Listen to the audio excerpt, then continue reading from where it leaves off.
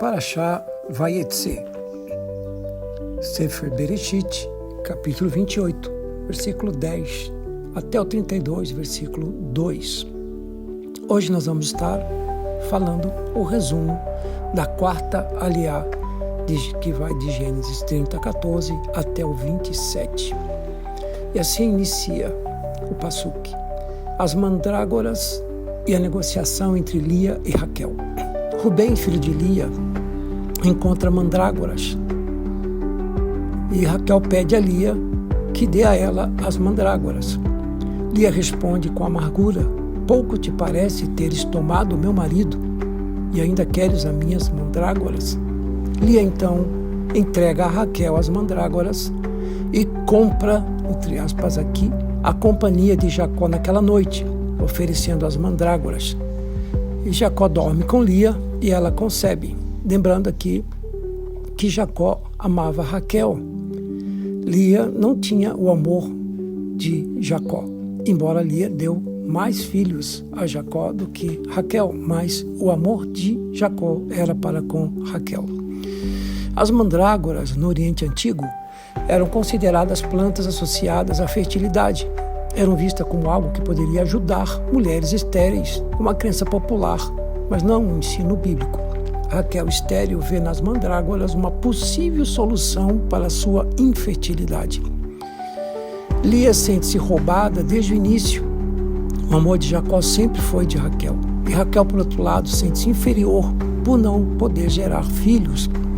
O texto mostra duas mulheres marcadas por dor, mas respondendo de formas diferentes. Lia busca Jacó pela necessidade de ser amada, dando-lhe filhos. Raquel busca as mandrágoras como solução humana para a esterilidade. Fazendo um paralelo com o Novo Testamento, a tentação de confiar em meios humanos em vez de Deus, Raquel buscando as mandrágoras como quem busca soluções naturais ou mágicas para resolver os seus problemas. E o Novo Testamento nos ensina: nada podeis fazer sem mim. Yeshua falou isso em João 15, 5. Assim como Raquel tenta controlar a situação, há um chamado no Novo Testamento para descansar na direção de Deus, não em superstições ou artifícios humanos. Deus é soberano, todo-poderoso, tudo está debaixo do poder de Deus. E Lia então concebe e gera mais um filho e dá o nome àquele filho de Issacar, que quer dizer recompensa. Novamente, Leia, ela é recompensada por Deus. Ela tem mais um filho chamado Zebulon. E por último, ela tem uma filha chamada Diná, cujo nome significa justiça ou julgamento. Então Deus é aquele que recompensa o coração fiel. Como está escrito em Mateus 6,4, vosso Pai que vem em secreto vos recompensará. A nossa vida, ela deve ser de fato provada aos nossos próprios olhos. Nós temos que provar para nós mesmos que nós somos fiéis a Deus. Não podemos criar máscaras mostrando fidelidade diante de todas as pessoas, mas o seu íntimo, em sua mente, estar afastado de Deus por um comportamento interior reprovável. Então Lia, mesmo rejeitada, é lembrada por Deus.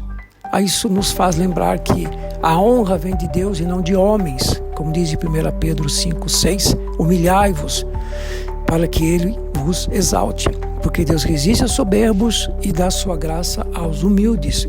Então Lia busca a honra de Jacó, mas a verdadeira honra vem do Senhor. Deus finalmente se lembra de Raquel e dá a ela um filho. E o nome desse filho é José. Deus não havia esquecido de Raquel, né? O verbo lembrar do hebraico, zakar, significa intervir a favor de. Raquel não se torna mãe por causa das mandrágoras, mas porque Deus decidiu agir. Então o nome José significa Ele acrescentará, e também que o Senhor aumente. Então Deus intervém no tempo certo, assim como Raquel esperou por anos, né? No tempo devido nós vamos colher, como está lá em Gálatas 6, versículo 9. José é uma figura de Yeshua. Ele é amado do Pai, enviado, rejeitado, humilhado, exaltado para salvar a muitos. É um arquétipo do Messias, do Mashiach. E é uma das figuras mais importantes, mais fortes que mostram o Mashiach, né? A vida de José comparada, ela mostra um arquétipo muito forte em relação ao que o Messias faria. Então Jacó pede para voltar para casa. Assim que José nasce, Jacó entende que é hora de retornar à sua terra. Então ele pede para Labão despedir ele. Ele falou: olha, nós vamos embora, meu tempo aqui acabou, né? O nascimento de José simboliza uma mudança de estação. Jacó já tinha trabalhado 20 anos para Labão, cumpriu todos os acordos que ele fez e deseja voltar ao propósito de Deus, voltar para casa. Labão diz: aprendi por adivinhação, que isso é condenado diante do Eterno, que o Senhor me abençoou por tua causa. A adivinhação é proibida por Deus, mas Labão não vem de uma cultura judaica, né? Ele vem de uma cultura pagã. Ele usa práticas místicas para perceber que Jacó traz uma prosperidade para ele. Assim como a casa de Labão prosperou por causa de Jacó, então nós vemos isso lá em Mateus 10:40. A quem vocês receberem, recebem a mim. E a presença do justo traz vida, luz e ordem. Então aqueles que recebem os enviados de Yeshua, eles recebem o próprio Yeshua. Ou seja, as bênçãos de Deus que são derramadas através de Yeshua são derramadas sobre aqueles que honram e que abençoam aqueles que são os enviados por Yeshua, né? Ungidos por Deus. Resumindo e terminando nossa aliá, Lia e Raquel representam duas dores diferentes, mas Deus cuida de ambas. Mandrágoras mostram a tentação de confiar em meios naturais, humanos, para resolver as coisas. Deus é quem abre e fecha as portas, inclusive do ventre. José marca uma virada espiritual na vida de Jacó. Labão reconhece que a bênção está com Jacó, tal como o mundo vê que Yeshua está com aqueles que o seguem. E Jacó sente o chamado de voltar ao propósito. Como discípulo, é chamado a retornar ao plano de Deus, abandonando todo o sistema de vida mundano, negando a si mesmo e tomando a decisão de seguir o caminho que o conduz à eternidade. E terminamos dizendo que entender como Deus age é entender as Escrituras Sagradas. Portanto, confiar, que é fé, né? A palavra fé traduzida, ela seria melhor traduzida como confiança, confiar, né, em Deus. É o único meio de andar com Deus, depender dele e viver para ele, vencendo a cada dia as lógicas humanas e os desejos humanos contrários às Escrituras.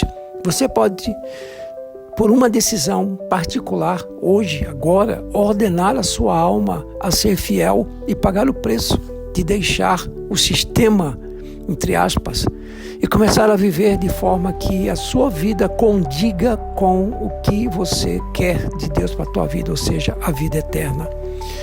O Eterno abençoe e te guarde. Nos vemos no próximo áudio. Shalom a todos.